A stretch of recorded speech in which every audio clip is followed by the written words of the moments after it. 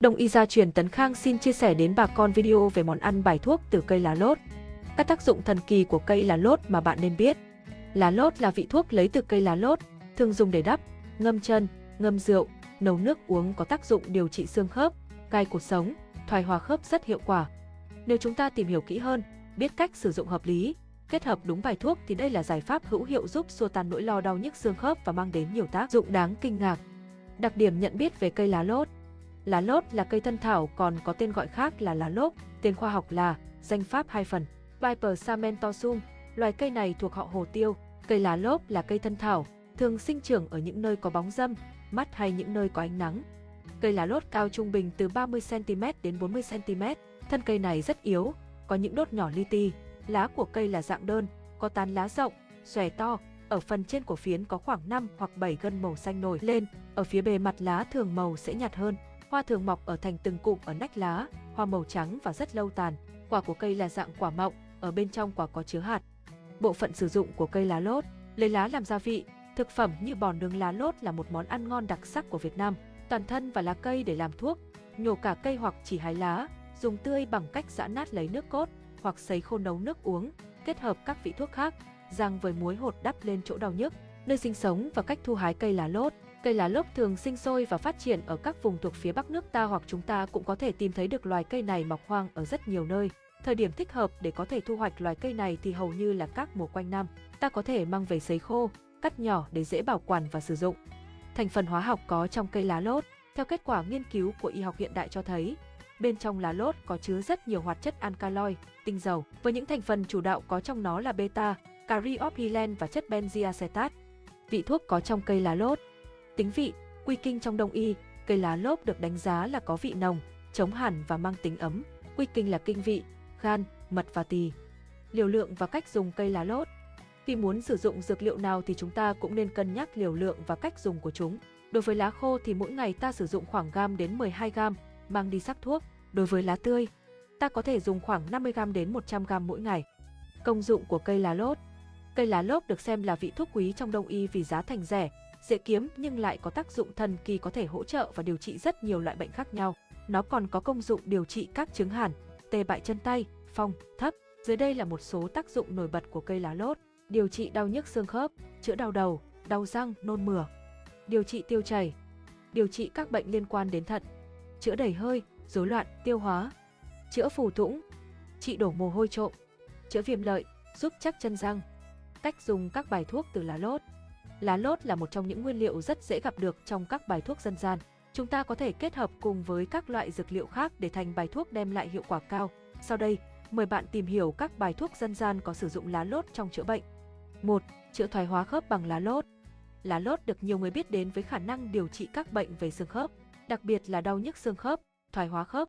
Một vài bài thuốc có công dụng giúp điều trị thoái hóa khớp bằng lá lốt. 2. Ngâm lá lốt và muối biển. Sự kết hợp giữa lá lốt và muối biển có thể giúp cải thiện các tình trạng viêm, đau nhức các khớp và khớp bị cứng, khó cử động. Ngoài ra, nó còn chứa rất nhiều chất giúp ngăn oxy hóa ở bên trong, giúp cho tiêu trừ các gốc tự do, làm chậm lại các quá trình hư hại của các khớp sụn. Trong bài thuốc này còn có muối biển. Đây là một nguyên liệu mà trong y học cổ truyền thì muối biển có công dụng dẫn thuốc vào trong kinh mạch, nâng cao hiệu quả của thảo dược, từ đấy làm giảm đi rất nhiều các triệu chứng viêm khớp, khớp bị cứng, đau nhức xương khớp. Nguyên liệu cần có: 30g đến 40g cả lá thân cành rễ cây lá lốt và một nắm muối hạt. Cách dùng: rửa và ngâm trong nước muối cho sạch. Tiếp theo, cắt thành các đoạn vừa phải, đun khoảng 2 lít nước, đợi nước sôi thì cho lá lốt vào, đun tiếp thêm khoảng 5 phút thì có thể tắt bếp, cho thêm lượng muối vừa phải. Đổ nước ra chậu thau, chờ cho nước thuốc nguội bớt thì có thể ngâm chân khoảng 15 đến 20 phút là được. 3. Bài thuốc uống từ lá lốt và cây cỏ xước.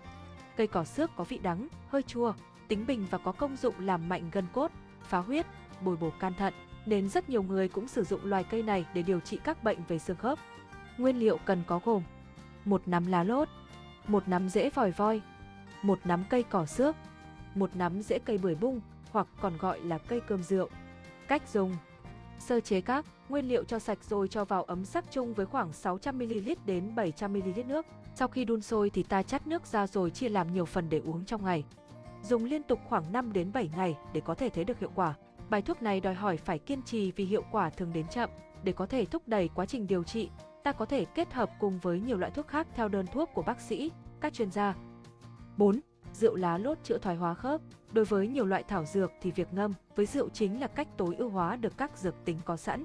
Vì vậy, không quá lạ khi lá lốt cũng có thể ngâm rượu để giúp điều trị và làm giảm đau nhức xương khớp, thoái hóa khớp. Nguyên liệu cần có: 3 nắm thân, rễ cây lá lốt, một ít rượu trắng vừa đủ. Cách dùng: mang đi rửa sạch và phơi qua một nắng, để lá lốt vào bình, đổ ngập rượu, ngâm khoảng 10 đến 15 ngày là có thể mang ra sử dụng. Mỗi lần dùng lấy một ít rượu rồi thoa lên các khớp, xoa bóp đều tay để các tinh chất có trong rượu thuốc được thấm vào bên trong. 5. Giã đắp lá lốt và muối biển. Đây là một phương pháp vô cùng thích hợp đối với các trường hợp bị viêm khớp, đau khớp gối do việc chuyển mùa hay biến đổi thời tiết. Bài thuốc này có khả năng hỗ trợ thúc đẩy tuần hoàn máu, làm giảm các chứng khớp bị cứng. Nguyên liệu cần có gồm: 1 nắm lá lốt tươi, 1 thìa muối biển. Cách dùng: rửa lá lốt cho sạch rồi phơi cho ráo nước, giã nhuyễn muối biển đã chuẩn bị trộn các nguyên liệu lại rồi chùm trong khăn, vắt bớt nước ra rồi đắp lên. 6. Món ăn từ lá lốt. Ngoài ngâm rượu, ngâm chân hay đắp thuốc, lá lốt còn được nhiều người dùng để chế biến các món ăn như bào cuộn lá lốt, canh rau lá lốt, thịt bằm, vân vân. Do chứa nhiều chất chống oxy hóa, ăn rau lá lốt có tác dụng làm giảm quá trình thoái hóa ở các sụn, làm ức chế các gốc tự do ở bên trong cơ thể. Bên cạnh đó, trong bữa ăn hàng ngày, bạn nên hạn chế sử dụng nhiều các gia vị nêm như muối, dầu mỡ, măng và đường. Những gia vị này có thể gây hại cho xương nếu lạm dụng lâu dài. Chữa đau nhức xương, khớp khi trời lạnh.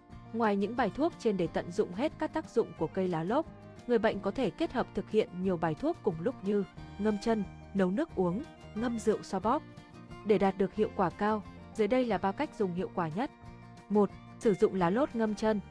Một phương pháp vô cùng hiệu quả và đơn giản đó là dùng lá lốt để ngâm chân.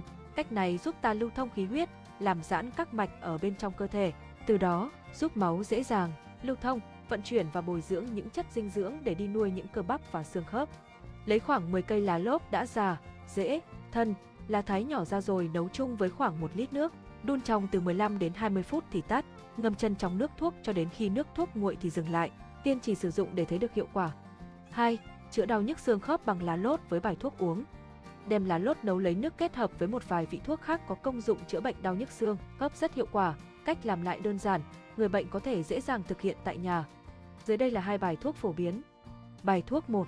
Lấy 10 đến 15 g lá khô, hãm với 700 ml, mỗi ngày thực hiện và uống hết sau bữa ăn tối, không để nước thuốc thừa qua đêm. Bài thuốc 2. Kết hợp 20 g lá lốt cùng các vị thuốc như rễ cỏ xước, rễ bưởi bung, rễ cây vòi voi, dây đau xương, đem tất cả phơi khô, xào cho vàng rồi sắc với 1 lít nước, đun hỗn hợp đến khi còn 500 ml nước thì dừng rồi chia làm 3 lần uống hết trong ngày. Bài thuốc 3.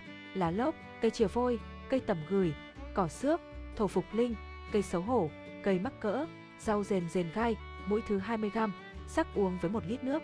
Thường xuyên dùng bài thuốc uống này từ 10 đến 20 ngày sẽ thấy các triệu chứng đau nhức thuyên giảm đáng kể.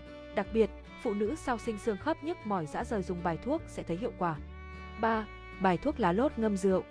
Đối với lá thuốc này, ngâm với rượu cũng là một trong những cách tận dụng hết các dược tính bên trong của nó. Bởi vậy, không quá lạ khi cây lá lốt cũng có thể ngâm rượu để giúp điều trị và làm giảm đau nhức xương khớp, thoái hóa khớp.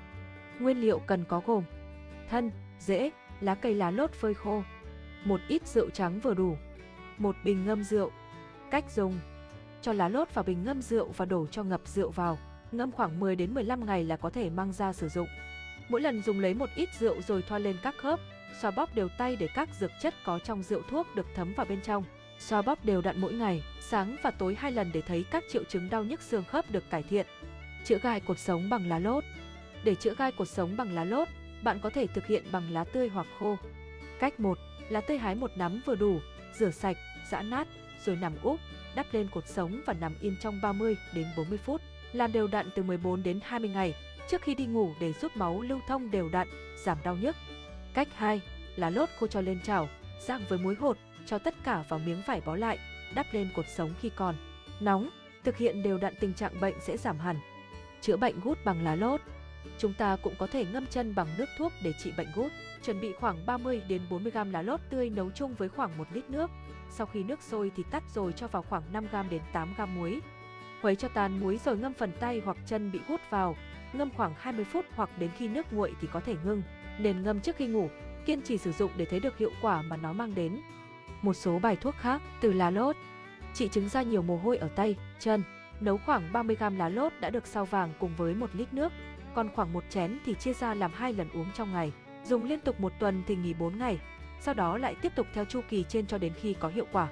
Chữa đau bụng, lấy khoảng 25g lá tươi nấu cùng khoảng 400ml nước, cạn còn khoảng 100ml thì ngưng, chia làm 2 lần uống trong ngày.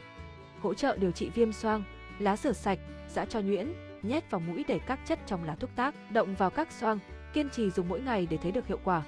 Thế dùng lá lốt chữa thoái hóa khớp có hiệu quả không?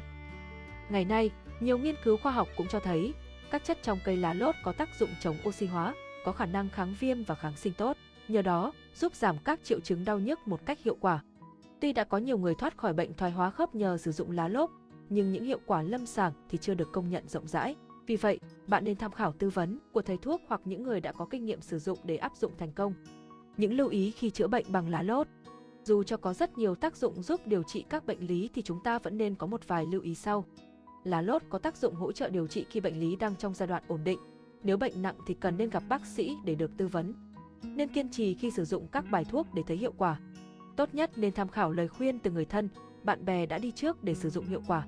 Hiệu quả đến nhanh hay chậm còn phụ thuộc vào cơ địa của mỗi người. Nếu quá trình sử dụng mà vẫn không thấy hiệu quả thì nên xem xét đổi qua vị thuốc khác. Tóm lại, lá lốt là vị thuốc dễ tìm, cách sử dụng đơn giản nhưng mang lại hiệu quả đáng kinh ngạc.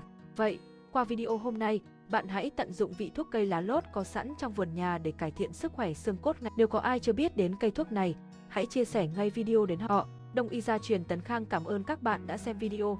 Cả nhà nhớ like, đăng ký kênh và chia sẻ để ủng hộ kênh nhé. Đừng quên để lại ý kiến của mình ở phần bình luận. Chúc cả nhà xem video vui vẻ. Xin chào và hẹn gặp lại bạn ở những video sau.